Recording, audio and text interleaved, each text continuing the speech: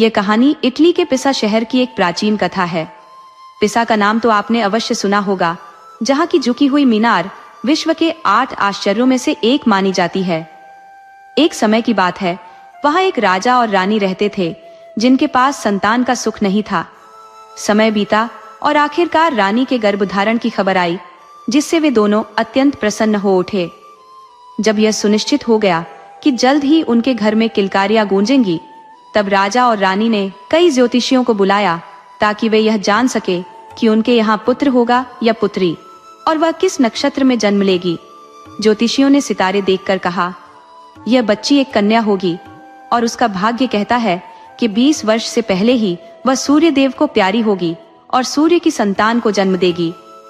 यह सुनते ही राजा और रानी गहरी चिंता में डूब गए कि उनकी पुत्री कैसे सूर्य की संतान को जन्म दे सकती है, जबकि सूर्य आसमान में निवास करता है और कभी विवाह नहीं कर सकता। इस दुर्भाग्यपूर्ण भविष्यवाणी से बचने के लिए उन्होंने एक इतनी ऊंची मीनार बनवाई जहां सूर्य की किरणें भी नहीं पहुंच सकती थी। बच्ची के जन्म के पश्चात उसे उसकी आया के साथ मीनार में बंद कर दिया गया। वहां वह तब तक रही जब तक कि वह 20 वर्ष की नहीं हो गई। वहां सूर्य भी उसे नहीं देख सकता था और न ही वह सूर्य को देख सकती थी। उस आया की एक बेटी भी थी जो राजा की बेटी की हमउम्र थी। दोनों बच्चियां मीनार में एक दूसरे का साथ निभाते हुए बड़ी हुई। 20 वर्ष की उम्र के करीब पहुंचने पर एक दिन उन दोनों को मीनार के बाहर की दुनिया देखने की उत्सुकता हुई। आया की बेटी ने सुझाव दिया, आओ एक कुर्सी पर दूसरी कुर्सी रखकर ऊपर खिड़की तक पहुंचते हैं, वहां से हम बाहर की दुनिया का नजारा देख सकते हैं। दोनों ने तत्परता से कुर्सियां जमा ली और खिड़की तक पहुंच गई। खिड़की से बाहर झांका तो पेड़ पौधे, बहती नदी, आसमान में पक्षियों का उड़ना, बादल और सूर्य का आलोक देखकर अभिभूत हो गई। जैसे ही राजा की बेटी ने सूर्य को देखा, सूर्य ने भी उसे देखा और उसे देखकर मुग्ध हो गया। सूर्य ने अपनी एक किरण को भेजा। उस किरण के स्पर्श से ही राजा की बेटी गर्भवती हो गई, सूर्य की संतान से। समय आने पर उस मीनार में सूर्य की पुत्री का जन्म हुआ। डर के मारे आया ने बच्ची को शाही वस्त्रों में लपेटा और उसे पास के एक बीन्स के खेत में छोड़ आई। जब राजा की बेटी 20 वर्ष की हो गई तो राजा ने यह सोचकर उसे मीनार से बाहर निकाल लिया कि अब उसे सूर्य से कोई खतरा नहीं है। लेकिन उसे पता नहीं था कि वही अनहोनी पहले ही घट चुकी थी, जिसके डर से उसने अपनी बेटी को मीनार में रखा था। भाग्य के अनुसार जो होना था वह तो हो चुका था। राजा की बेटी की संतान, सूर्य की बेटी, बीन्स के खेत में अकेली पड़ी थी और रो रही थी। उसी समय एक और राजा शिकार करते हुए उस खेत के पास से गुजरा और उसने बच्चे के रोने की आवाज सुनी। उसने इधर उधर देखा और पाया कि खेत में एक बच्ची अकेली पड़ी है। उस बच्ची पर दया आ गई और उसने उसे उठाकर अपनी पत्नी को दे दिया। राजा ने बच्ची की देखभाल के लिए एक आया रख ली जो उसे पालने लगी। इस तरह वह बच्ची उस राजा के महल में उसकी अपनी बेटी के समान पलने लगी। उस राजा का एक बेटा भी था जो उस बच्ची से थोड़ा बड़ा था और दोनों एक साथ बड़े होने लगे। राजा का बेटा और सूर्य की बेटी बड़े होते होते एक दूसरे से प्रेम करने लगे। राजा का बेटा उससे विवाह करना चाहता था, लेकिन राजा इसके लिए तैयार नहीं था, क्योंकि वह बच्ची अज्ञात माता पिता की संतान थी। इस कारण उसने उसे महल से दूर एक अलग थलग स्थान पर भेज दिया ताकि उसका बेटा उसे भूल जाए। राजा को अंदाजा नहीं था कि वह बच्ची वास्तव में सूर्य की बेटी थी और उसमें असामान्य शक्तियां थी। जैसे ही वह महल से दूर गई, राजा ने अपने बेटे का विवाह एक प्रतिष्ठित राजघराने की कन्या से तय कर दिया। विवाह के दिन मिठाइयाँ और चीनी से चढ़े बादाम दुल्हन और दूल्हे के परिवार तथा मित्रों में बांटे गए। इन्हीं में से एक डिब्बा सूर्य की बेटी को भी भेजा गया। जब दूत सूर्य की बेटी के घर पहुंचे और दरवाजा खटखटाया तो वह दरवाजा खोलने आई, लेकिन उसका सिर उसके कंधों पर नहीं था। वह बोली, अरे मुझे खेद है, मैं अपने बाल संवार रही थी और सिर को मेज पर रख दिया था। जरा रुको, मैं अपना सिर लेकर आती हूँ। दूतों को भीतर बुलाकर उसने सिर को धीरे से उठाया और मुस्कुराते हुए कहा, तो बताओ, शादी की इस सौगात के लिए मैं तुम्हें क्या दूं? यह कहकर वह उन्हें रसोई की ओर ले गई। वहां पहुंचते ही उसने कहा, ओवन खुल जा। और ओवन सचमुच खुल गया। सूरज की बेटी ने मुस्कुराते हुए दूतों की ओर देखा और फिर कहा, लकड़ी ओवन में चली जाओ। और लकड़ी हवा में उछलकर ओवन के भीतर चली गई। वह आगे बोली, ओवन जल उठो और जब ठीक से गर्म हो जाओ तो मुझे पुकार लेना। इसके बाद वह दूतों से मुखातिब होकर बोली, अब बताओ क्या अच्छी खबर लाई हो। दूत ये सब देखकर स्तब्ध रह गए। उनके चेहरों पर भय और विस्मय की छाया फैल गई। वे अभी शब्द ढूंढ ही रहे थे कि ओवन से आवाज आई, मालकिन। सूरज की बेटी मुस्कुराते हुए बोली, अभी आई, और सिर झुकाकर गर्म ओवन में घुस गई। वहां से उसने एक ताजा पाई निकाली और दूतों को देते हुए कहा, ये पाई राजा के लिए शादी की दावत में ले जाओ। दूत हतप्रभ निगाहों से उसे देखते रहे और धीमे से बुदबुदाते हुए वह पाई लेकर वहां से निकल पड़े। राजा के पास पहुंचकर उन्होंने यह पूरा किस्सा सुनाया, पर वहां कोई उनकी बातों पर यकीन नहीं कर पा रहा था। राजा के बेटे की दुल्हन को उस लड़की से बेहद जलन थी, क्योंकि हर कोई जानता था कि राजा का बेटा पहले उसे पसंद करता था। वह तुनक कर बोली, इसमें क्या बड़ी बात है। मैं जब अपने घर पर थी तब भी ऐसे कई करतब दिखा चुकी हूँ। राजा का बेटा मुस्कुराकर बोला, तो फिर कुछ हमारे सामने भी करके दिखाओ। दुल्हन ने असहजता से कहा, हाँ हाँ क्यों नहीं, लेकिन। राजा का बेटा उसे घसीटकर रसोई में ले गया। उसने कहा, ओ लकड़ी ओवन में चली जाओ, जो ए। पर लकड़ी तस से मस न हुई। नौकरों ने उस लकड़ी अपने हाथ से रखनी पड़ी। दुल्हन ने फिर कहा, ओवन जल उठो, पर ओवन ठंडा ही पड़ा रहा। नौकरों ने हाथ से उसे जलाया और जैसे ही वह गर्म हुआ, वह घमंडी दुल्हन जिद में उसके भीतर घुसने लगी, मगर वह पूरी तरह भीतर भी न जा पाई कि ओवन की तीव्र गर्मी से झलकर उसकी जान चली गई। कुछ समय बाद राजा के बेटे ने दूसरी शादी की। इस बार भी चीनी चढ़े बादाम दुल्हन और दूल्हे के सारे रिश्तेदारों और दोस्तों को भेजे गए, और सूरज की बेटी को भी वे बादाम पहुंचे। एक बार फिर दूत जब सूरज की बेटी के घर पहुंचे और दरवाजा खटखटाया, तो इस बार उसने दरवाजा खोलने की बजाय दीवार में से निकलकर उनका स्वागत किया। वह बोली, अफसोस, घर का दरवाजा भीतर से खुलता ही नहीं। मुझे हमेशा दीवार में से होकर बाहर आना पड़ता है और फिर बाहर से दरवाजे को खोलना पड़ता है। ये कहकर उसने दरवाजा बाहर से खोला और उन्हें भीतर ले गई। रसोई घर की ओर बढ़ते हुए उसने कहा, इस बार शादी की भेंट के लिए क्या बनाऊं? वह बोली, लकड़ी ओवन में जाओ और जल उठो। और पल भर में ही लकड़ियां ओवन में चली गई और आग में बदल गई। ये देख दूत ठंडे पसीने से तरबतर हो गए। फिर सूरज की बेटी ने कहा, कड़ाही आग पर जा, तेल कड़ाही में जाओ, गर्म होने पर मुझे पुकार लेना। कुछ पल बाद ही आवाज आई, मालकिन मैं तैयार हूं। सूरज की बेटी मुस्कुराई और बोली, लो यह देखो। उसने अपने हाथ की 10 उंगलियां गरम तेल में डाल दी और तुरंत ही उसकी उंगलियां 10 खूबसूरत सुनहरी तली हुई मछलियों में बदल गई। ऐसी मनोहर मछलियां दूतों ने पहले कभी नहीं देखी थी। मछलियां निकालने के बाद उसकी उंगलियां फिर से पूर्ववत हो गई। सूरज की बेटी ने उन मछलियों को पत्तों में लपेटा और मुस्कुराते हुए दूतों को थमा दिया। राजा के बेटे की नई दुल्हन भी सूरज की बेटी से ईर्ष्या करती थी। जब उसने दूतों से उस लड़की की मछलियां बनाने की यह अद्भुत कहानी सुनी, तो उसने कहा, तुम लोग देखो मैं भी मछलियां कैसे तलती हूँ। दूल्हे ने उसके कहे अनुसार चूल्हे पर कड़ाही रखी, तेल डाला और उसे गर्म होने दिया। सूरज की बेटी की नकल करते हुए दुल्हन ने भी अपनी उंगलियां गर्म तेल में डाल दी, जिससे उसकी जलन से मृत्यु हो गई।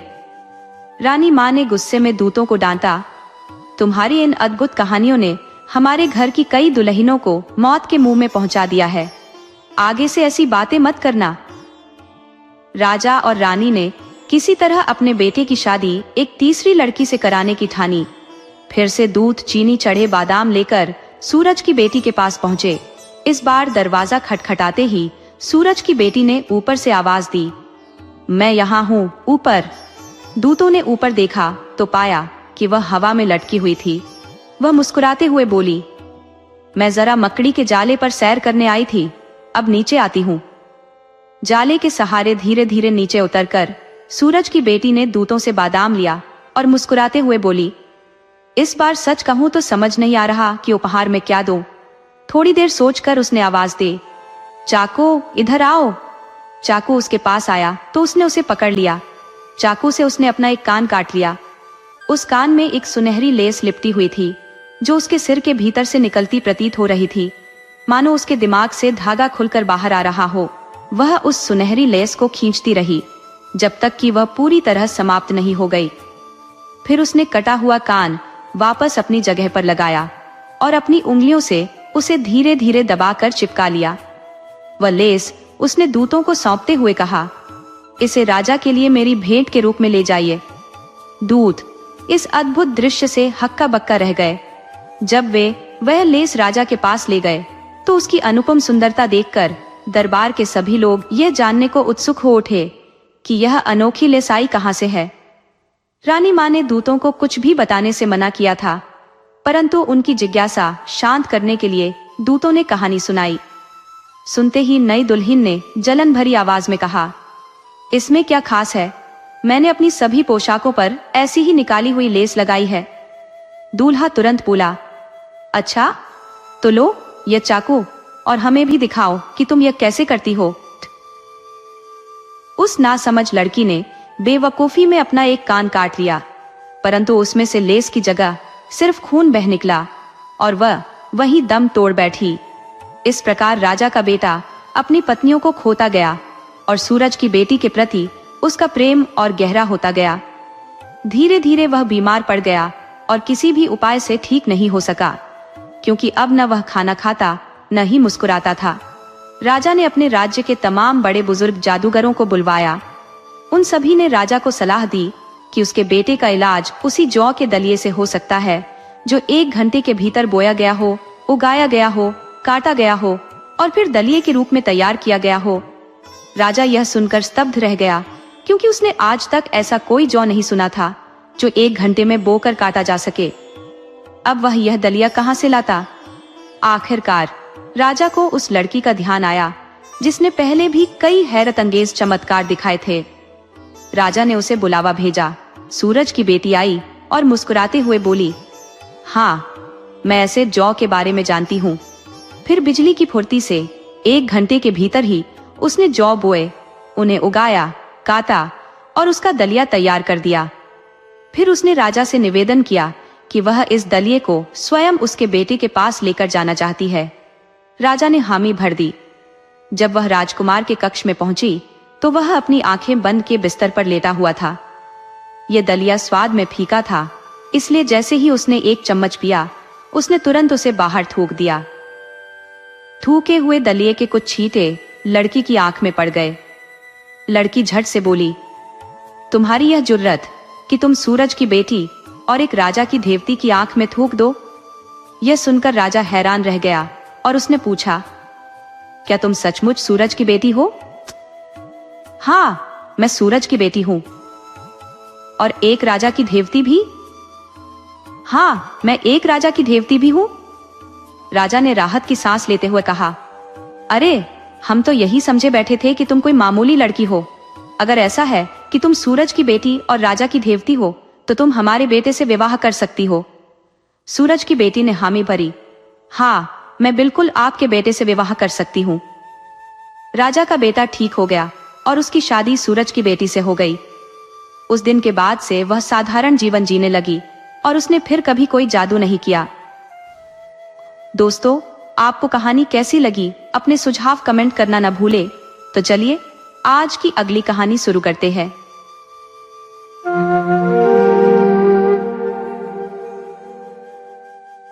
एक दंपति था जिनके 7 बच्चे थे। पति एक साधारण किसान था जो अपनी मेहनत की कमाई से गुजारा करता और उसकी पत्नी अपने घर बार और बच्चों की देखभाल में व्यस्त रहती। एक बार भयानक अकाल आया जिससे लोग भूख से मरने लगे। रात में बच्चे सो जाते पर माता पिता का मन चिंता में उलझा रहता। पति धीरे से कहता, प्रिय अब तो जीवन भारी लगने लगा है, बच्चों को भूखे देखकर कलेजा चिरता है। पत्नी भी उसी चिंता में घिरी रहती और कहती, हाँ तुम सही कह रहे हो, पर हम करें क्या? एक दिन पति ने ठंडी आह भरते हुए कहा, कल मैं जंगल में लकड़ी काटने जाऊंगा और बच्चों को साथ ले जाऊंगा। उनकी रोजाना की तड़प देखने से तो बेहतर है कि उन्हें वहीं छोड़ आऊं। पत्नी ने सशंकित होकर धीरे से कहा, श्श, धीरे बोलो, कहीं बच्चे सुन न ले। पति ने उत्तर दिया, ओह चिंता मत करो, वे तो गहरी नींद में सो रहे हैं। लेकिन उनका सबसे छोटा बेटा, जिसे सब प्यार से चिक कहकर बुलाते थे, ये सब सुन रहा था। सुबह हुई, माँ ने बच्चों को बुलाया और प्यार से विदा करते हुए कहा, बच्चों, आज तुम सब अपने पिता के साथ काम पर जा रहे हो। और सब पिता के साथ चल पड़े। रास्ते में चिक ने छोटे छोटे सफेद पत्थर बटोरकर अपनी जेब में रख लिए। जब वे जंगल की गहराई में पहुंचे तो चिक ने रास्ते में एक एक पत्थर गिराना शुरू कर दिया ताकि घर लौटने का रास्ता पहचान सके। जब जंगल के बीच पहुंचे तो पिता ने बच्चों से कहा कि यहीं खेलें, और यह कहकर वह चला गया, पर लौट कर नहीं आया। रात होते होते बच्चों को भय सताने लगा और वे रोने लगे। तब चिक ने उन्हें ढांढस बंधाया, तुम सब क्यों घबराते हो? मैं तुम सबको घर ले जाऊंगा, चिंता न करो। बड़े भाई बहनों ने पूछा, अब क्या करें? चिक ने शांत स्वर में कहा, सब मेरे साथ चलो, मैं रास्ता जानता हूँ। फिर वह पत्थरों के सहारे रास्ता खोजता हुआ उन्हें घर तक ले आया। घर पहुंचने पर माँ ने उन्हें देखकर खुशी से कहा, तुम सब वापस कैसे आए? बड़े बच्चों ने जवाब दिया, माँ, चिक ने हमें रास्ता दिखाया और हम वापस आ गए। कुछ दिन घर में ठहरने के बाद बच्चों के पिता ने फिर से उन्हें जंगल में छोड़ने का इरादा किया, क्योंकि अकाल खत्म होने की उम्मीदें अब भी धुंधली थी। इस बार उनकी माँ ने आखिरी संपत्ति बेचकर 7 रोटियां जुटाई और अगली सुबह बच्चों को एक एक रोटी थमाकर पिता के साथ जंगल भेज दिया। बच्चों ने अपनी रोटियां खा ली, पर चिक ने इसे न खाकर छोटे छोटे टुकड़ों में बांटकर अपनी जेब में भर लिया। इस बार पिता चिक पर नजर रखे हुए था और तसल्ली कर रहा था कि कहीं चिक फिर से सफेद पत्थर तो नहीं फेंक रहा। पर चिक ने इस बार पत्थरों की जगह अपने रोटी के टुकड़े रास्ते में फेंकने शुरू कर दिए। जंगल के बीचों बीच पहुंचने पर पिता ने एक बार फिर बच्चों को अकेला छोड़ दिया और बिना पीछे मुड़े चला गया। रात गिरने पर जब पिता नहीं लौटा तो बच्चे डर के मारे रोने लगे, पर चिक ने एक बार फिर हौसला बंधाया और भरोसा दिलाया कि वह उन्हें घर ले जाएगा। उसने रास्ते में फेंके हुए रोटी के टुकड़ों को ढूंढना शुरू किया, पर इस बार टुकड़े गायब थे। शायद चिड़ियों ने चट कर ली थे या चींटियां उठा ले गई थी। रास्ता न पाकर बाकी भाई बहन मायूस होकर फिर रोने लगे। तभी चिक ने कहा, रुको, और गिलहरी की तरह एक ऊंचे पेड़ की टहनी पर चढ़कर दूर तक नजर दौड़ाई। दूर उसे एक हल्की सी रोशनी दिखाई दी।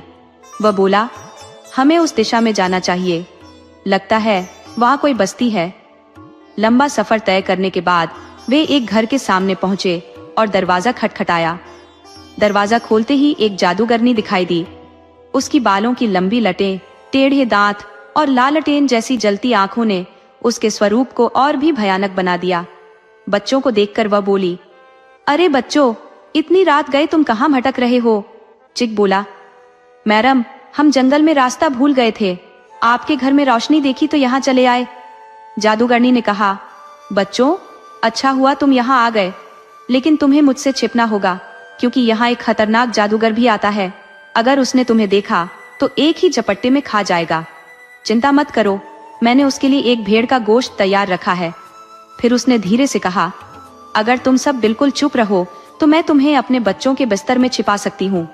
मेरे अपने भी 7 बच्चे हैं, इसलिए मुझे तुम्हारी चिंता है। बच्चे सहमत हो गए। थोड़ी ही देर बाद पापा जादूगर घर आया। घर में कदम रखते ही उसने नाक से सूंघते हुए कहा, मुझे इंसानी मांस की गंध आ रही है। जादूगरनी बोली, तुम तो हमेशा यही कहते हो। आओ बैठो, देखो मैंने तुम्हारे लिए ताजे भुने हुए भेड़ का गोश्त तैयार किया है। फिर उसने समझाते हुए कहा, बेचारे 7 बच्चे रास्ता भटककर यहाँ आ गए हैं। हमारे भी तो 7 बच्चे हैं और हम अपने बच्चों को दुख में नहीं देख सकते, इसलिए मैंने उन्हें अंदर बुला लिया। पापा जादूगर ने कहा, ठीक है, मुझे बस भेड़ का गोश्त दे दो, मैं थक गया हूँ और जल्दी सोना चाहता हूँ। जादूगर के बच्चों की आदत थी कि वे सोते समय फूलों के मुकुट पहनते थे। वे सब एक बड़े बिस्तर पर सोते थे। जादूगरनी ने उन्हीं के पैरों की ओर चिक और उसके भाइयों को सुला दिया। जादूगरनी के बाहर जाते ही चिक के मन में सवाल उठा कि आखिर जादूगर के बच्चों ने फूलों के मुकुट क्यों पहने हैं। उसे लगा कि इसमें कोई चाल हो सकती है। चिक ने जल्दी से उन 7 बच्चों के सिर से मुकुट उतारे और अपने भाइयों के सिर पर रख लिए। कुछ ही देर में पापा जादूगर दबे पांव कमरे में आया। अंधेरा था तो उसने हाथ से चटोलकर बच्चों को पहचानना शुरू किया। उसने पहले अपने बच्चों को छुआ और फिर चिक और उसके भाइयों को, जिनके सिर पर मुकुट था। वह यह सोचकर उन्हें छोड़ दिया कि वे उसके बच्चे हैं। इसके बाद उसने फिर से अपने बच्चों को टटोला और जब उनके सिर पर मुकुट नहीं पाया तो उसने एक एक कर उन्हें निगल लिया। ये देखकर चिक सिहर उठा। पापा जादूगर ने जब अपने अंतिम बच्चे को भी खा लिया तो उसने होठ चाटते हुए कहा, अब मैंने सारे बच्चों को खा लिया है, अब मेरी पत्नी जो चाहे कह सकती है। ये कहकर वह वहां से चला गया और चिक ने राहत की सांस ली। चिक ने फुर्ती से अपने भाइयों को जगाया और धीरे से बोला, हमें तुरंत यहाँ से खिसकना होगा। सबके सब जागकर फुर्ती से खिड़की की ओर बढ़े और बिना समय गंवाए बाहर कूद पड़े। जंगल में भागते भागते उनकी सांस फूलने लगी। तब जाकर वे एक गुफा के करीब रुके और थके हुए वहीं छिप गए। सुबह होते ही जादूगरनी उठी तो उसे न अपने बच्चे दिखे न ही 7 भाई। बिस्तर पर पड़े चिन्हों से उसे सब समझ आ गया। अपने बालों को मुट्ठियों में जकड़े वह रोती बिलखती जादूगर के पास पहुंची और चिल्लाई, अरे हत्यारे, जरा देख तो, तुमने क्या अनर्थ कर डाला है। जब जादूगर ने सुना कि उसने गलती से अपने ही बच्चों को मार डाला तो उसके होश उड़ गए। वह बुदबुदाया, क्या वे मुकुट नहीं पहने हुए थे? ये कैसे हुआ? गुस्से से तमतमाते हुए उसने कहा, जल्दी मेरे वो जादुई जूते दो जो मुझे 100 मील प्रति घंटे की रफ्तार से दौड़ा सकते हैं। मैं उन नटखटों को पकड़कर कच्चा चबा जाऊंगा। जादूगर ने वे जादुई जूते पहने और बच्चों को खोजने निकल पड़ा। उसने हर कोना कोना छान मारा मगर बच्चे कहीं न मिले, क्योंकि वे तो चुपचाप गुफा में दुबके हुए थे। थक हार कर वह उसी गुफा के पास आकर बैठ गया जहां बच्चे छिपे हुए थे। चिक, जो हमेशा किसी न किसी खाने की तलाश में रहता था, उसने बाहर झांककर उसे वहीं बैठा देखा। उसने अपने भाइयों को धीरे से बुलाया और कहा, देखो, ये राक्षस यहाँ सुस्ताने बैठा है, मौका है, इसे निपटा डालो। सभी भाइयों ने अपनी अपनी रोटी काटने की छोटी छोटी छुरियां निकाली और उस पर टूट पड़े। वे तब तक वार करते रहे जब तक कि वह पूरी तरह बेदम और बेसुध न हो गया। जब उन्हें यकीन हो गया कि वह अब नहीं उठेगा तो उन्होंने उसके जादुई जूते उतार लिए और सब बच्चे उन जूतों में घुस गए। जैसे ही वे जादू के जूते पहनकर अंदर समा गए, जूते खुद ब खुद उन्हें लेकर तेजी से भागने लगे। 7 भाई फौरन जादूगरनी के पास पहुंचे और चतुराई से बोले, पापा जादूगर डाकुओं के फंदे में फंस गए हैं। उन्होंने कहलवाया है कि अगर आपने उनका सारा खजाना नहीं सौंपा तो डाकू उन्हें जान से मार देंगे। ये देखिए, उन्होंने अपने यही जादुई जूते हमें सबूत के तौर पर दिए हैं। जादूगरनी पहले ही अपने बच्चों को खो चुकी थी और अब अपने पति को भी खोना नहीं चाहती थी। ये सुनते ही उसने तुरंत सारा धन, हीरे, सोना और तमाम नकदी उन बच्चों को सौंप दिया। उसने कहा, ये लो बेटा, उसका सब कुछ ले जाओ और मेरे पति को बचा लो। बच्चों ने झटपट खजाना समेटा और जादुई जूते पहनकर एक ही कदम में अपने घर आ पहुंचे। इस अप्रत्याशित धन को पाकर वे अब बेहद अमीर हो गए थे। चिक ने उन्हीं जादुई जूतों को पहनकर नेपल्स की ओर रुख किया और सामान ढोने का काम शुरू कर दिया, क्योंकि उस दौर में न तो रेलगाड़ियां थी और न ही स्टीम बोट। इस तरह उस छोटे से कुबड़ वाले लड़के ने अपनी होशियारी और दिलेरी से अपने पूरे परिवार को मालामाल बना दिया। दोस्तों, आपको कहानी कैसी लगी? अपने सुझाव कमेंट करना न भूले। तो चलिए आज की अगली कहानी शुरू करते हैं।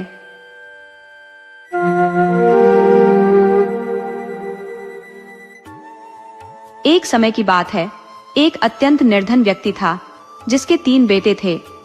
वह व्यक्ति गंभीर रूप से बीमार था और गहन पीड़ा में दिन रात गुजार रहा था। एक दिन उसने अपने बेटों को पास बुलाया और उनसे बोला, मेरे प्यारे बेटों, तुम खुद देख रहे हो कि मेरी सेहत अब बिल्कुल भी ठीक नहीं है और मेरी उम्र अब ज्यादा नहीं बची है। मुझे खेद है कि मैं तुम्हें विरासत में देने के लिए कोई संपत्ति नहीं छोड़ रहा हूँ, मगर मेरी एक विनती है, तुम सभी नेक इंसान बनकर जीवन में आगे बढ़ना और हमेशा वैसे ही कर्म करना जैसे मैं करता रहा हूँ। परमात्मा अवश्य तुम्हारे साथ होंगे। ये कहकर उस व्यक्ति ने अपने प्राण त्याग दिए। सबसे बड़े बेटे ने कहा, चलो पिताजी की बात मानते हैं और चलकर कहीं काम ढूंढते हैं। इस तरह तीनों भाई अपनी रोजी रोटी कमाने के उद्देश्य से घर छोड़कर निकल पड़े। रात होते होते वे एक भव्य महल के सामने पहुंचे। सोने की सोचकर उन्होंने उस महल का दरवाजा खटखटाया। उन्होंने आवाज लगाई और चारों ओर नजर दौड़ाई, परंतु वहां कोई नहीं था।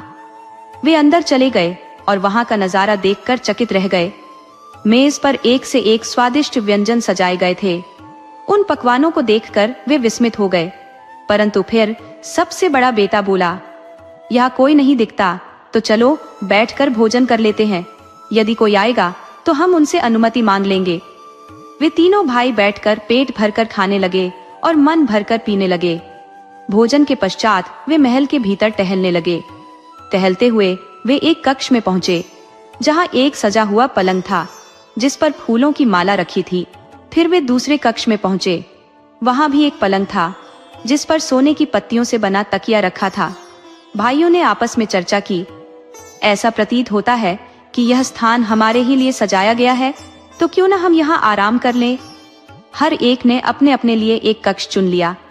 सबसे बड़े बेटे ने कहा, याद रखना सुबह जल्दी उठ जाना ताकि हम बिना देरी के यहाँ से निकल सके।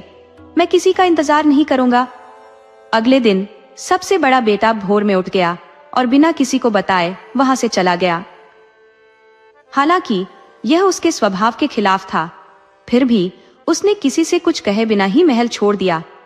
मध्य वाला भाई जब जागा तो अपने बड़े भाई के कक्ष में गया, लेकिन वहां उसे खाली पाया। यह देखकर वह भी तैयार हुआ और बिना किसी से कुछ कहे महल से निकल पड़ा। सबसे छोटा भाई काफी देर तक नींद में मग्न रहा। जब उसकी आंख खुली तो उसने देखा कि उसके दोनों भाई पहले ही प्रस्थान कर चुके थे। फिर उसकी नजर मेज पर रखे नाश्ते पर गई। उसने आराम से नाश्ता किया और खिड़की के पास जाकर बाहर झांकने लगा। उसके सामने फैला हुआ एक बहुत ही खूबसूरत बागीचा था, जिसे देखकर उसका मन हुआ कि उसे बागीचे में टहलने जाना चाहिए। ये छोटा भाई, जिसका नाम सैंड्रीनो था, एक सुंदर और युवा व्यक्ति था। जब वह बागीचे में घूमते हुए अंतिम छोर पर पहुंचा तो उसने एक बड़ा तालाब देखा। उस तालाब के पानी की सतह से एक सुंदर लड़की का सिर झांक रहा था, जो एकदम स्थिर था। सैंड्रीनो ने आश्चर्य से पूछा, मैडम, आप यहाँ इस हालत में क्या कर रही हैं? लड़की ने जवाब दिया, तुम तो जैसे भगवान के भेजे हुए लगते हो। मैं 3 सोने के पहाड़ों की रानी हूँ। मुझ पर ऐसा जादू कर दिया गया है कि जब तक मैं किसी ऐसे व्यक्ति से न मिलूं जो लगातार 3 रातें इस महल में बिता सके, तब तक मुझे इस तालाब में ही रहना है। सैंड्रीनो ने उत्तर दिया, अगर तुम्हारे जादू को तोड़ने का यही उपाय है तो मैं यहाँ 3 रातें रुकूंगा। तुम बिल्कुल चिंता मत करो। लड़की ने कहा, जो भी इस महल में 3 रातें लगातार टिकेगा, मैं उससे विवाह करूंगी। पर ध्यान रहे, जब तुम सो रहे हो, अगर तुम्हें कोई आवाज सुनाई दे या जंगली जानवर कमरे में आ जाए तो भयभीत मत होना। वे तुम्हें छुएंगे नहीं, बस गुजर जाएंगे। सैंड्रीनो ने आत्मविश्वास से कहा, तुम निश्चिंत रहो, मैं बिल्कुल नहीं डरूंगा और वैसा ही करूंगा जैसा तुमने कहा है। रात में जैसे ही सैंड्रीनो सोने गया और घड़ी ने 12 बजाए, उसे अजीबोगरीब आवाजें सुनाई देने लगी, जैसे जंगली जानवरों की चीखें हो। उसने सोचा कि अब वह देखेगा कि क्या होता है। कुछ ही क्षणों में उसके कमरे में भेड़िए, भालू, चीलें, सांप और कई खतरनाक जंगली जानवर इकट्ठा हो गए। उसके बिस्तर के चारों ओर मंडराने लगे, पर सैंड्रीनो निडर रहा। उसने अपनी जगह नहीं छोड़ी। कुछ पलों बाद सारे जानवर वहां से चले गए और वातावरण फिर से शांत हो गया। सुबह होते ही सैंड्रीनो तालाब के पास लौटा। उसने देखा कि रानी अब पानी से कमर तक बाहर निकल आई थी। वह बेहद खुश नजर आ रही थी और सैंड्रीनो की बहादुरी की भूरी भूरी प्रशंसा कर रही थी। अगली रात सैंड्रीनो के कमरे में और भी ज्यादा जानवरों की भीषण आवाजें गूंज उठी, लेकिन सैंड्रीनो ने फिर भी हिम्मत नहीं हारी और चुपचाप उसी जगह लेटा रहा। सुबह जब वह तालाब पर पहुंचा तो रानी अब केवल आधी टांगों तक पानी में थी। उस दिन रानी ने उसकी तारीफों के ऐसे पुल बांधे कि आसमान भी छोटा लगे। सैंड्रीनो ने मुस्कुराते हुए नाश्ता किया और दिन की शुरुआत की। अब आखिरी रात का इंतजार था। उस रात जानवरों की चीखें और भी जोर से सुनाई दी और वे उसके पलंग के बेहद करीब तक आ गए। पर सैंड्रीनो ने एक बार फिर अपना धैर्य नहीं खोया। थोड़ी ही देर में सभी जानवर वहां से चले गए और सैंड्रीनो को वैसा ही निडर छोड़ गए। अगली सुबह जब वह तालाब के पास पहुंचा तो रानी के पैर मात्र पानी में बचे थे। सैंड्रीनो ने बिना कोई देरी किए रानी का हाथ थामा और उसे तालाब से बाहर निकाल लिया। रानी की दासियां भी वहां आ पहुंची और सभी ने मिलकर नाश्ता किया। 3 दिन बाद उनकी शादी की तारीख भी तय हो गई। शादी के दिन सुबह रानी ने सैंड्रीनो से कहा, शादी से पहले मैं तुम्हें एक खास बात बताना चाहती हूँ। जब तुम चर्च में प्रार्थना की बेंच पर घुटनों के बल झुकोगे तो ध्यान रखना कि सो मत जाना। अगर तुम सो गए तो मैं वहां से चली जाऊंगी और फिर तुम्हें कभी नजर नहीं आऊंगी। सैंड्रीनो मुस्कुराया और बोला, अरे बस इतनी सी बात, मैं भला उस वक्त कैसे सो सकता हूँ। फिर दोनों चर्च की ओर रवाना हुए। जैसे ही सैंड्रीनो प्रार्थना की बेंच पर घुटनों के बल बैठा, उसे इतनी गहरी नींद आ गई कि वह तुरंत ही सो गया। उसे पता ही नहीं चला कि कब उसकी आंख लग गई। उसके सोते ही रानी वहां से चली गई। कुछ ही देर में सैंड्रीनो की आंख खुली। उसने इधर उधर देखा पर रानी का कोई अता पता नहीं था। उसे समझ आ गया कि रानी ने उसे जो कहा था उसका मतलब क्या था। वह निराश मन से महल लौट आया पर वहां भी रानी कहीं नजर नहीं आई। अब वह जान चुका था कि उसे ढूंढने के लिए कुछ और करना होगा। उसने कुछ पैसे लिए और रानी की तलाश में निकल पड़ा। सारा दिन चलते चलते वह रात को एक सराय में पहुंचा। वहां उसने सराय के मालिक से पूछा कि क्या उसने सोने के 3 पहाड़ों की रानी को कहीं देखा है। सराय वाला बोला, मैंने तो उसे नहीं देखा, लेकिन मैं दुनिया के सभी जानवरों का मालिक हूँ। मैं उनसे पूछ सकता हूँ, शायद किसी ने उसे देखा हो। उसने एक तेज सीटी बजाई और तुरंत ही कुत्ते, बिल्लियां, चीते, शेर, बंदर और कई अन्य जानवर वहां इकट्ठा हो गए। सराय वाले ने उनसे पूछा, तुम में से किसी ने सोने के 3 पहाड़ों की रानी को देखा है। जानवरों ने जवाब दिया, नहीं, हमने उसे नहीं देखा। ये सुनकर सराय का मालिक सभी जानवरों को वापस भेज देता है। फिर सैंड्रीनो से कहता है, कल सुबह मैं तुम्हें अपने भाई के पास भेजूंगा। वह मछलियों का मालिक है। वहां जाकर उससे पूछना कि उसकी मछलियां कुछ जानती हैं या नहीं। अगली सुबह सैंड्रीनो ने सराय के मालिक को एक थैली में पैसे सौंपे और उसके भाई के घर की ओर चल पड़ा। सराय के मालिक के भाई ने जब सुना कि सैंड्रीनो उसके भाई का भेजा हुआ है तो उसने उसे अपनी सराय में बुलाया। उसने कहा, तुम कुछ देर रुक जाओ, मैं अपनी सारी मछलियों को बुलाकर पूछता हूँ कि उनमें से किसी ने उसे देखा हो। फिर उसने सीटी बजाई और हर किस्म की मछलियां वहां इकट्ठी हो गईं। जब उसने उनसे पूछा कि क्या उन्होंने सोने के 3 पहाड़ों की रानी को देखा है, तो सभी मछलियों ने एक स्वर में उत्तर दिया कि उन्होंने उसे नहीं देखा। ये सुनकर उसने मछलियों को लौट जाने को कहा और सैंड्रीनो से कहा, कल मैं तुम्हें अपने दूसरे भाई के पास भेजूंगा। वह पक्षियों का मालिक है, शायद उसकी किसी चिड़िया ने उसे देखा हो। सैंड्रीनो ने अगले दिन का बेसब्री से इंतजार किया। जैसे ही सुबह हुई, उसने उस भाई को भी एक थैली में पैसे दिए और वहां से निकल पड़ा।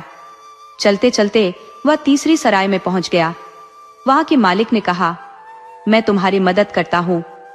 ये कहकर उसने सीटी बजाई तो दुनिया भर की सभी चिड़िया वहां आ गईं। सिर्फ एक गरुड़ गायब था। सराय के मालिक ने दूसरी बार सीटी बजाई। तब गरुड़ आया और बोला, मुझे थोड़ी देर हो गई, मैं राजा मरोन के दरबार में एक दावत में गया हुआ था। वहां उनका विवाह सोने के 3 पहाड़ों की रानी के साथ हो रहा है। ये सुनकर सैंड्रीनो की उम्मीदें टूटने लगी, लेकिन पक्षियों के मालिक ने उससे कहा, तुम चिंता मत करो, हम इसका भी कोई हल निकालेंगे। उसने गरुड़ से पूछा, क्या तुम इस युवक को राजा मरोन के दरबार में ले जा सकते हो। गरुड़ ने कहा, मैं इसे ले जाऊंगा, लेकिन मेरी एक शर्त है कि जब मैं पानी मांगू तो यह मुझे पानी दे, जब रोटी मांगो तो रोटी दे, और जब मांस मांगो तो मांस दे, अन्यथा मैं इसे समुद्र में फेंक दूंगा। सैंड्रीनो ने 2 टोकरी रोटी, 2 डिब्बे पानी और 2 पाउंड मांस लेकर तैयारी की। सब सामान लेकर वह गरुड़ के साथ आकाश में उड़ चला। रास्ते में गरुड़ की हर मांग फौरन पूरी की जाती रही, लेकिन सफर के बीच मांस खत्म हो चुका था और उन्हें अभी समुद्र पार करना बाकी था। अगली बार जब गरुड़ ने मांस की मांग की तो सैंडरीनो के पास कोई और चारा न था। उसने अपने तान से मांस काटकर गरुड़ को दे दिया। रानी ने पहले से ही जादुई मरहम सैंडरीनो को दिया था। मांस काटने के बाद उसने उस मरहम को अपनी टांग पर लगाया, जिससे उसकी चोट तुरंत भर गई। गरुड़ उसे सीधा रानी के कक्ष में ले गया। एक दूसरे को देखते ही वे खुशी से एक दूसरे से लिपट गए। दोनों ने अपनी अपनी कहानी एक दूसरे को बताई। रानी ने सैंडरीनो को राजा के पास ले जाकर उसे अपना उद्धारक और भावी पति बताकर परिचय कराया। राजा ने भी सोचा कि यह युवक उसकी बेटी के लिए एकदम योग्य वर है। उसने उनकी शादी की घोषणा कर दी और तैयारियां शुरू हो गईं। शादी धूमधाम से हुई और ये समारोह 1 महीने और 1 हफ्ते तक चला। विवाह के बाद दोनों आनंद पूर्वक अपने जीवन में आगे बढ़े। दोस्तों, आपको कहानी कैसी लगी? अपने सुझाव कमेंट करना न भूले। तो चलिए आज की अगली कहानी शुरू करते हैं।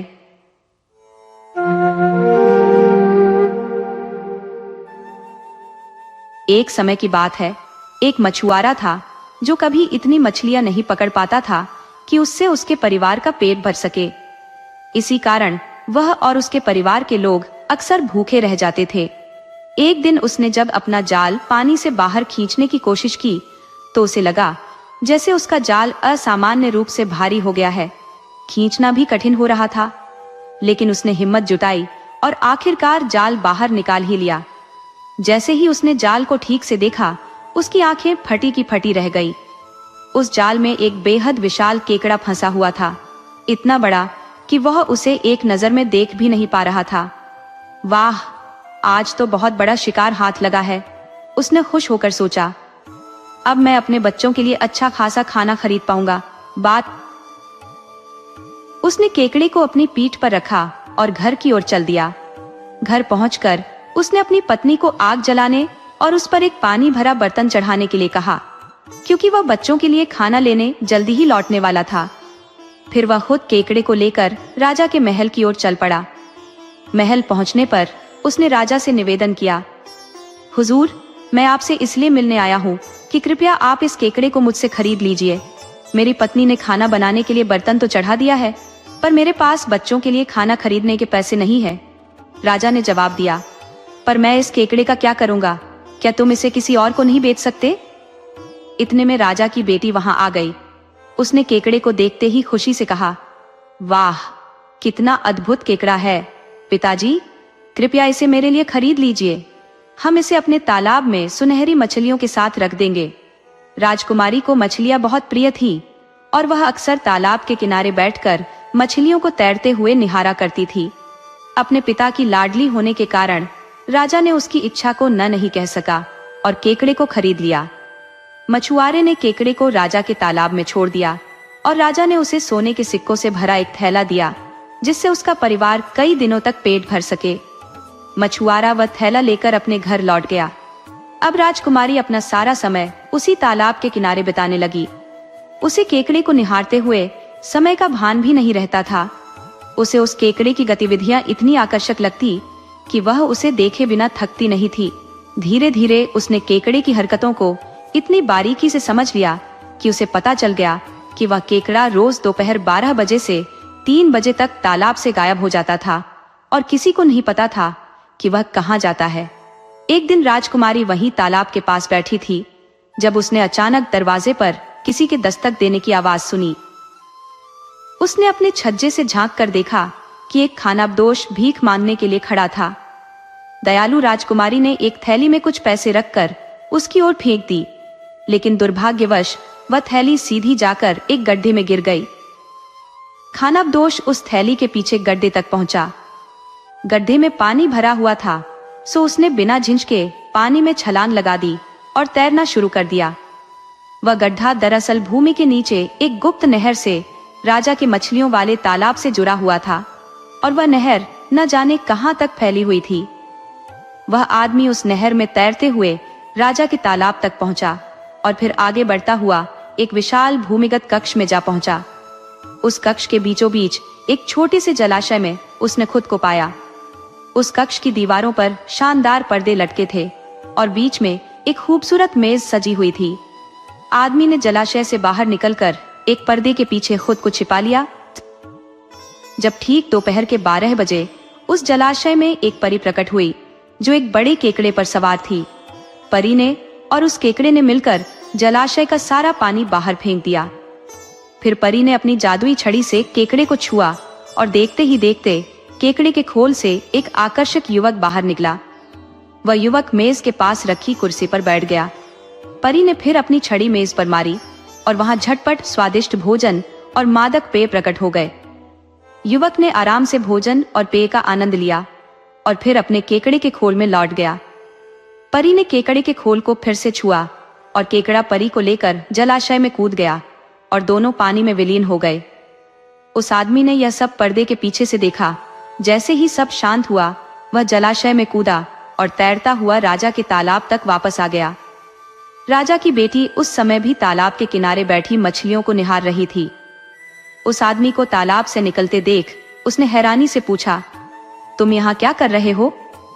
आदमी ने धीरे से कहा, राजकुमारी जी, मैं आपको एक बहुत ही अद्भुत बात बताना चाहता हूँ। फिर उसने उसके सामने वह पूरी घटना बयान की जो उसने अपनी आंखों से देखी थी। राजकुमारी ने हैरत से कहा, ओह, तो यही कारण है कि केकड़ा हर दिन 12 से 3 बजे के बीच गायब हो जाता है। ठीक है, कल दोपहर हम दोनों साथ में वहां जाएंगे और देखेंगे। अगले दिन दोपहर को वे दोनों तालाब में तैरते हुए उसी गुप्त नहर के माध्यम से भूमिगत कक्ष में पहुंचे और एक पर्दे के पीछे छिप गए। ठीक 12 बजे जलाशय से वही परी केकड़े पर सवार होकर निकली। उसने अपनी जादुई छड़ी से केकड़े को छुआ और उसके खोल से वही आकर्षक युवक बाहर आया। युवक ने कुर्सी पर बैठकर भोजन का आनंद लिया।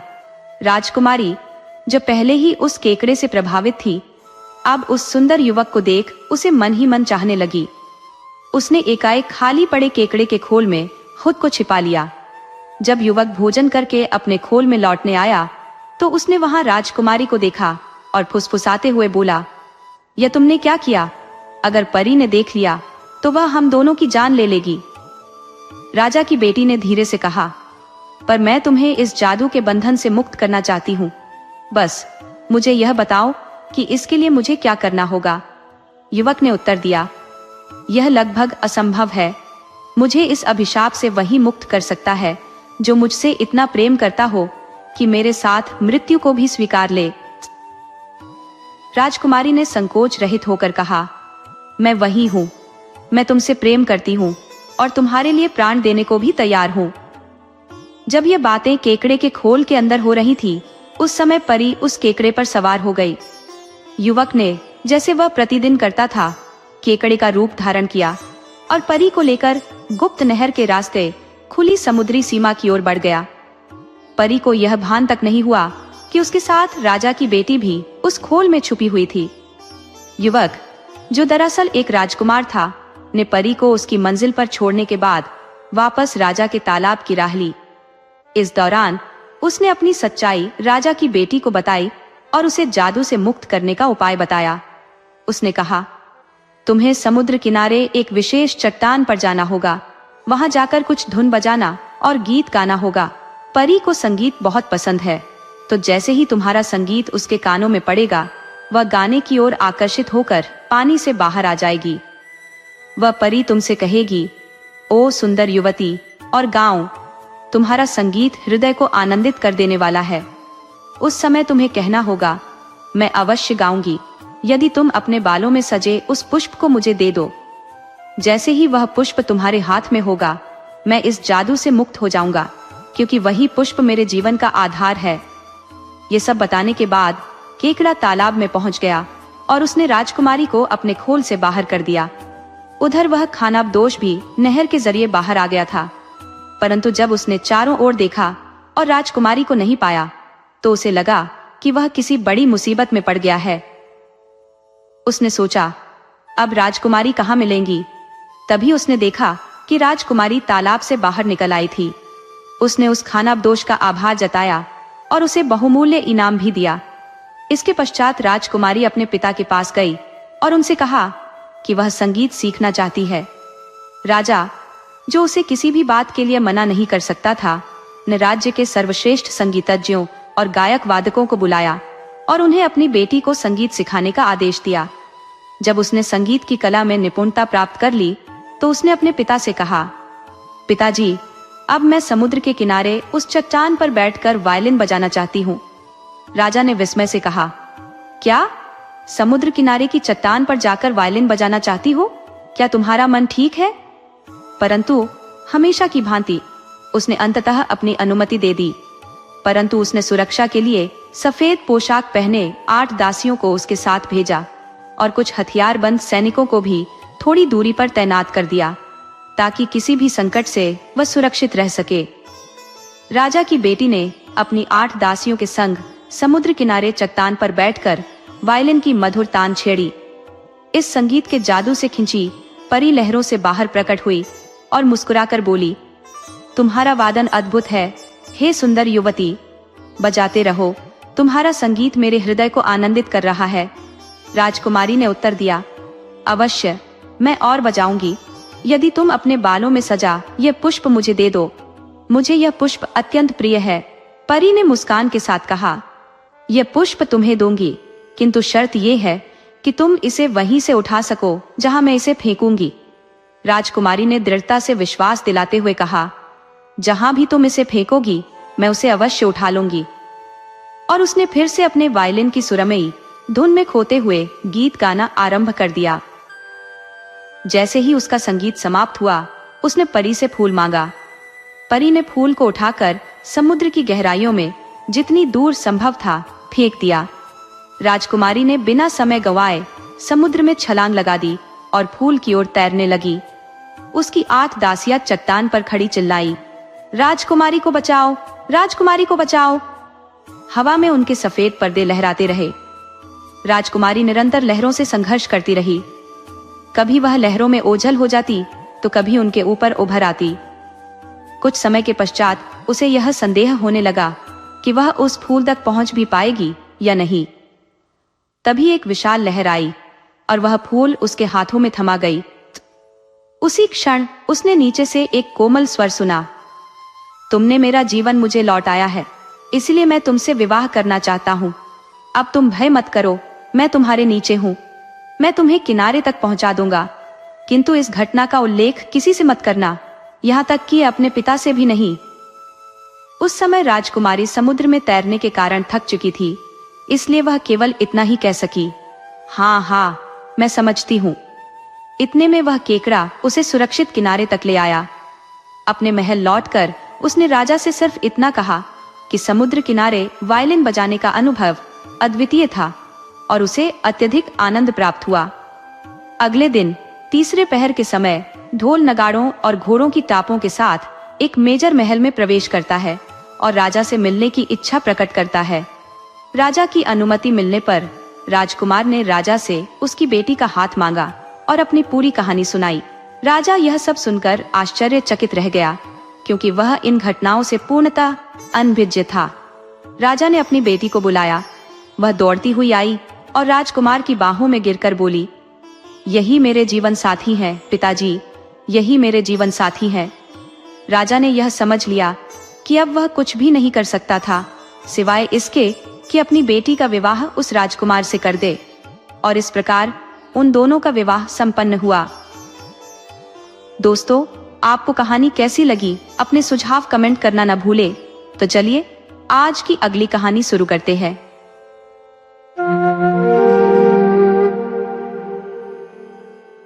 बहुत समय पहले की बात है। एक अत्यंत सज्जन पति पत्नी एक साथ रहते थे। संतान की अभिलाषा उनके मन में थी, परंतु अभी तक उनका कोई बच्चा नहीं हुआ था और इसीलिए वे एक बेटे की प्रबल इच्छा रखते थे। एक दिन वह पति किसी कार्य से बाहर गया हुआ था और रास्ते में उसकी भेंट एक जादूगर से हुई। उसने उस जादूगर से निवेदन किया, महाराज, मुझे एक पुत्र की आवश्यकता है, कृपया बताइए कि मैं इसके लिए क्या कर सकता हूँ। जादूगर ने एक अद्भुत सेब उसे दिया और कहा, यह सेब लेकर अपनी पत्नी को खिलाओ। इस फल को खाने के 9 महीने बाद तुम्हें एक अद्वितीय पुत्र की प्राप्ति होगी। पति वह सेब लेकर घर आया और अपनी पत्नी को यह कहते हुए दिया, यह सेब खा लो, इसे एक जादूगर ने दिया है और कहा है कि इससे हमें एक पुत्र की प्राप्ति होगी। पत्नी यह सुनते ही अत्यंत आनंदित हो गई। उसने तुरंत अपनी दासी को बुलाया और सेब छीलने का आदेश दिया। दासी ने सेब को छीलकर उसकी मालकिन को सौंपा, लेकिन छिलके अपने पास रख लिए और उन्हें स्वयं खा लिया। 9 महीने बाद पत्नी ने एक सुंदर पुत्र को जन्म दिया और उसी दिन दासी को भी एक पुत्र हुआ। पत्नी का पुत्र सेब के गूदे की तरह श्वेत था, जबकि दासी का पुत्र सेब के छिलके की भांति लाल था। पत्नी के पुत्र का नाम पोम रखा गया और दासी के पुत्र का नाम पील। दोनों बालक समय के साथ बड़े होते गए और भाइयों के समान प्रेम और अपनत्व के साथ जीवन बिताते थे।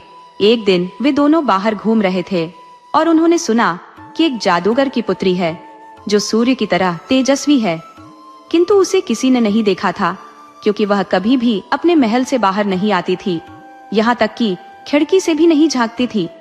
पोम और पील के पास एक तांबे का खोखला घोड़ा था। एक दिन वे दोनों उस घोड़े में वायलिन और बिगुल लेकर बैठे और उसके पहियों को भीतर से घुमाते हुए जादूगर के महल की ओर चल दिए, अपनी धुनों से वातावरण को सुरमई करते हुए। जब वे महल के निकट पहुंचे तो जादूगर ने बाहर देखा और उसे वह संगीत से गूंजता हुआ अद्भुत तांबे का घोड़ा दिखाई दिया। उसे यह दृश्य इतना आकर्षक लगा कि उसने अपनी पुत्री को इसे देखने के लिए बाहर बुलाया। जादूगर की पुत्री भी उस संगीत में बहक गई और प्रसन्न हो उठी। जैसे ही वह अकेली रह गई, पोम और पील घोड़े से बाहर निकल आए। उसे देखकर वह डर गई, पर उन्होंने शांत स्वर में कहा, मत घबराओ, हमने सुना था कि तुम अत्यंत सुंदर हो, इसलिए हमने तुम्हें देखने का यह उपाय निकाला। यदि तुम चाहो कि हम यहाँ से चले जाएं, तो हम अवश्य चले जाएंगे। पोम ने कहा, पर यदि तुम्हें हमारा संगीत पसंद आया है और तुम यह चाहती हो कि हम तुम्हारे लिए यहीं रुककर संगीत बजाते रहें, तो हम वहीं करेंगे और बिना किसी को भनक लगे कि हम यहाँ थे, चुपचाप विदा ले लेंगे। लड़की ने उनका संगीत अपने दिल के करीब पाया और परिणाम स्वरूप वे वहीं ठहर गए। समय बीतने के साथ लड़की ने यह महसूस किया कि वह अब उन्हें जाने देना नहीं चाहती। तब पोम ने उससे कहा, यदि तुम्हारी इच्छा है कि हम न जाएं, तो फिर तुम भी हमारे साथ चलो, मैं तुमसे विवाह करना चाहता हूँ। लड़की इस प्रस्ताव पर सहर्ष तैयार हो गई। तीनों तांबे के खोखले घोड़े में छिपकर निकल पड़े। रात गुजारने के लिए उन्होंने एक सराय में शरण ली। उधर जैसे ही जादूगर घर लौटा और अपनी पुत्री को पुकारा, कोई उत्तर नहीं मिला। उसने महल में हर ओर तलाश की, चौकीदारों से पूछताछ की, लेकिन कोई संकेत नहीं मिला। तब उसे आभास हुआ कि उसके साथ कोई छल किया गया है और वह क्रोध से भर उठा। वह महल की बालकनी पर गया और अपनी पुत्री को 3 शाप दे डाले। तुम्हें 3 घोड़े मिलेंगे, एक श्वेत, एक लाल और एक काला, जिनसे तुम वही स्नेह अनुभव करोगी जैसा अभी एक घोड़े के प्रति किया, परंतु श्वेत घोड़ा तुम्हारा किया हुआ सब नष्ट कर देगा। फिर तुम्हें 3 छोटे सुंदर कुत्ते मिलेंगे, श्वेत, लाल और काला। तुम काले कुत्ते को पसंद करोगी और वह कुत्ता भी तुम्हारा सब नष्ट कर देगा। और जब तुम रात में शांति से सोने जाओगी, तो एक विशाल सर्प खिड़की से कमरे में आएगा और तुम्हें 10 कर मार डालेगा। जादूगर जब बालकनी से इन शापों को गरजते हुए कह रहा था, उसी समय 3 बूढ़ी परियां नीचे से गुजर रही थी। उन्होंने उसकी आवाज और शाप सुने और ये सब ध्यान में रखते हुए आगे बढ़ गईं। अपनी यात्रा की थकान के बाद वे उसी सराय में ठहरने आ पहुंची, जहां पोम, पील और जादूगर की बेटी भी विश्राम कर रहे थे। सराय में प्रवेश करते ही एक परी ने कहा, जरा उस जादूगर की बेटी की दशा देखो। यदि उसे अपने पिता के इन 3 शापों का भान हो गया, तो वह शायद सो भी न सके। उसी सराय के एक कोने में पोम, पील और जादूगर की पुत्री भी आराम कर रहे थे। पोम और जादूगर की बेटी गहरी नींद में थे, पर पील, जो अपनी एक आंख खुली रखकर सोता था, वहां की सारी हलचल पर नजर रखे हुए था। उसने परियों की ये बातें भी ध्यान से सुन ली और समझ गया कि उनके आसपास क्या घट रहा है। पहली परी ने कहा, अगर जादूगर चाहता है कि उसकी बेटी को 3 घोड़े मिले, एक सफेद, एक लाल और एक काला, और जब वह सफेद घोड़े पर सवार हो तो उसकी सारी मेहनत व्यर्थ हो जाए, तो वैसा ही होगा। दूसरी परी ने उत्तर दिया, लेकिन अगर कोई दूरदर्शी व्यक्ति यहाँ होता और वह सफेद घोड़े का सिर तुरंत काट देता, तो उस लड़की का कुछ न बिगड़ता। तीसरी परी ने फिर चेतावनी दी, जो भी इस रहस्य को अपने मुंह से निकालेगा वह पत्थर बन जाएगा। पहली परी ने आगे कहा, फिर जादूगर की यह इच्छा है कि उसकी बेटी को 3 सुंदर छोटे कुत्ते मिले और वह उनमें से उसी काले कुत्ते को चुने जिसे जादूगर चाहता है। वह काला कुत्ता उसके हर काम को बर्बाद कर देगा। दूसरी परी ने कहा, लेकिन अगर कोई दूरदर्शी व्यक्ति होता और वह उस काले कुत्ते का सिर काट देता तो उस लड़की को कोई नुकसान न होता। तीसरी परी ने फिर से कहा, और अगर उसने यह बात किसी से कही तो वह पत्थर का हो जाएगा। पहली परी ने अंत में कहा, जादूगर की आखिरी इच्छा यह है कि रात को जब उसकी बेटी सोने जाए तो खिड़की से एक विशालकाय सांप उसके कमरे में प्रवेश करेगा और उसे मार डालेगा। यह भी अवश्य होगा। दूसरी परी ने कहा, लेकिन यदि कोई दूरदर्शी व्यक्ति वहां होता और उस सांप का सिर काट देता तो लड़की सुरक्षित रहती। तीसरी परी ने फिर दोहराया, और यदि उसने इस बारे में किसी को कुछ भी बताया तो वह पत्थर बन जाएगा। इस प्रकार पील ने इन तीनों खतरनाक रहस्यों को जान लिया, जिनका सही उपयोग करके वह जादूगर की बेटी की रक्षा कर सकता था, लेकिन यदि किसी और से साझा करता तो वह खुद पत्थर बन जाता। अगले दिन पोम, पील और जादूगर की बेटी सराय से निकल पड़े और वहां पहुंचे जहां पोम का पिता 3 घोड़े लेकर उनका इंतजार कर रहा था, एक सफेद, एक काला और एक लाल। जादूगर की बेटी तुरंत सफेद घोड़े पर कूद गई, पर पील भी सतर्क था। उसने तुरंत ही उस घोड़े का सिर काट दिया। पोम ने हैरान होकर कहा, पील, तुमने ये क्या किया? क्या तुम्हारा दिमाग खराब हो गया है? वह घोड़ा मुझे बहुत प्यारा था। पील ने जवाब दिया, मुझे खेद है कि मैंने तुम्हारा प्यारा घोड़ा मारा, परंतु अभी मैं कुछ नहीं बता सकता। जादूगर की बेटी ने गुस्से में कहा, पोम, ये पील तो बहुत ही बेरहम है, मैं इसके साथ आगे नहीं जाऊंगी। पील ने यह स्वीकार किया कि उसने पागलपन में घोड़े को मार डाला और उसने जादूगर की बेटी से माफी मांगी। लड़की ने उसे माफ कर दिया। जब पोम के पिता सभी को लेकर घर पहुंचे तो वहां 3 छोटे सुंदर कुत्ते उनका स्वागत करने आए, एक सफेद, एक काला और एक लाल। जादूगर की बेटी जैसे ही काले कुत्ते को गोद में उठाने के लिए झुकी, पील ने अपनी तलवार से फुर्ती से उसका सिर काट डाला। जादूगर की बेटी चिल्ला उठी, तुम सच में एक बेरहम और सनकी हो। पील, हटो मेरी नजरों से। पहले मेरा घोड़ा मारा और अब यह नन्हा मासूम कुत्ता भी मार दिया। तभी पोम के माता पिता बाहर आए। उन्होंने अपने बेटे और बहू का गर्मजोशी से स्वागत किया और बहू से विनती की कि वह पील को एक आखिरी बार माफ कर दे। शाम का भोजन तैयार था। सभी खुशियां मना रहे थे, परंतु पील एक ओर खामोश और मायूस बैठा रहा। कोई उसे बातों में उलझाकर उसकी उदासी दूर नहीं कर पा रहा था। लोगों ने उससे पूछने की कोशिश भी की, पर पील ने यह कहकर टाल दिया कि कुछ खास नहीं, बस थका हुआ महसूस कर रहा था। रात्रि के भोज से पहले ही वह कहकर उठ गया कि उसे नींद आ रही है और वह सोने जा रहा है, परंतु वह अपने कमरे में न जाकर चुपके से पोम के कमरे में घुसकर पलंग के नीचे छिप गया। रात जब पोम और जादूगर की बेटी सोने आए और बिस्तर पर लेट गए तो पील पलंग के नीचे से उनकी खिड़की पर अपनी निगाहें गड़ाए बैठा रहा। जैसे ही दोनों गहरी नींद में डूब गए, पील ने खिड़की के शीशे के टूटने की आवाज सुनी। उसकी नजरें खिड़की पर जम गई। उसने देखा एक विशालकाय सांप खिड़की से अंदर घुसने की कोशिश कर रहा था। पील ने झटके से बाहर निकलकर अपनी तलवार से उस सांप का सिर धड़ से अलग कर दिया। इस आवाज से जादूगर की बेटी जाग गई। उसने जब देखा कि कमरे में कोई सांप नहीं है बल्कि पील हाथ में नंगी तलवार लेकर खड़ा है, तो वह जोर से चिल्लाई, बचाओ बचाओ, ये पील हमें मारने आया है। मैंने इसे 2 बार माफ किया, लेकिन इस बार नहीं। अब इसे अपनी करनी का दंड भुगतना ही पड़ेगा। इस शोरगुल में घर के बाकी लोग भी जाग गए और दौड़ते हुए पोम के कमरे में आए। पील को पकड़कर तुरंत जेल भेज दिया गया और 3 दिन बाद उसकी फांसी का दिन तय कर दिया गया। पील ने सोचा कि अब चाहे वह सच बताए या नहीं, मौत से वह बच नहीं सकता। तो उसने अपनी अंतिम इच्छा के रूप में पोम की पत्नी से 3 बातें कहने की अनुमति मांगी। उसे यह अनुमति मिल गई और पोम की पत्नी उससे मिलने जेल में आई। पील ने उससे कहा, क्या तुम्हें याद है जब हम पहली बार भागकर उस सराय में रुके थे? हाँ, मुझे सब याद है। उस समय तुम और तुम्हारा पति गहरी नींद में थे, पर मैं जाग रहा था। उस रात वहां 3 परियां आई थी। और उन्होंने बताया था कि तुम्हारे जादूगर पिता ने तुम पर 3 अभिशाप थोपे हैं। पहला शाप ये था कि तुमको 3 घोड़े मिलेंगे, सफेद, लाल और काला, पर तुम सफेद घोड़े पर सवारी करोगी जो तुम्हारा सर्वस्व समाप्त कर देगा। लेकिन यदि कोई सफेद घोड़े का गला काट देगा तो तुम्हारी रक्षा हो जाएगी, और अगर किसी ने ये बात किसी और को बताई तो वह पत्थर का बन जाएगा। जैसे ही पील ने यह बात कही, उसके पैर और टांगे संगमरमर में तब्दील होने लगे। जादूगर की बेटी ने समझ लिया और वह रुंधे हुए स्वर में बोली, पील, बस अब और कुछ मत कहो। मगर पील ने कहना जारी रखा, मुझे तो मरना ही है, चाहे मैं बोलूं या न बोलूं, इसलिए मैं बोलकर मरना अधिक पसंद करूंगा।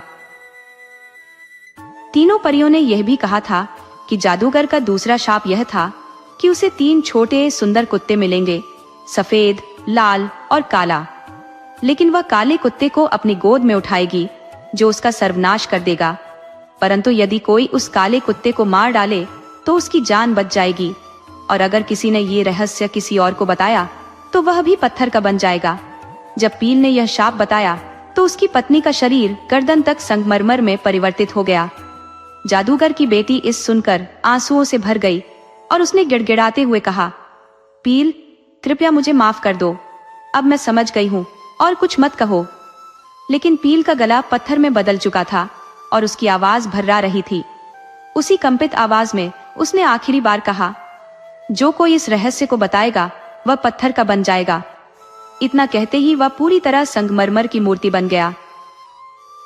पील की पत्नी फूट फूट कर रो पड़ी और विलाप करते हुए कहने लगी, ये मैंने क्या किया? मैंने अपने उस वफादार साथी को खो दिया जिसने मेरी रक्षा की थी। फिर उसने अपने आंसू पोंछे और कहा, यदि कोई इस इंसान को फिर से जीवित कर सकता है तो वह मेरे पिताजी ही है। उसने पिता को पत्र लिखा, प्रिय पिताजी, मुझे माफ कर दे और कृपया तुरंत यहाँ आ जाए। जादूगर ने अपनी बेटी के लिए पत्र मिलते ही दौड़ लगाई और उसके पास पहुंच गया। बेटी ने पिता को चूमा और कहा, पिताजी, मुझ पर एक एहसान कर दीजिए। इस अभागे युवक को देखिए जिसने आपकी दी हुई शापों से मेरी रक्षा की और इस बदले में खुद पत्थर में बदल गया है। कृपा करके इसे फिर से जीवित कर दीजिए। जादूगर ने कहा, बेटी, तुम्हारे प्रेम के खातिर मैं ये करूंगा। उसने अपनी जेब से एक शीशी निकाली और पील के शरीर पर मरहम लगाया। मरहम लगाते ही पील फिर से जीवित हो गया। फिर पील को फांसी पर ले जाने के बजाय उसे एक गाड़ी में बिठाकर नाचते गाते और पील जिंदाबाद के नारों के साथ घर वापस ले गए। इस तरह पील ने जादूगर की बेटी की जान बचाई और जादूगर की बेटी ने पील की जान बचाई।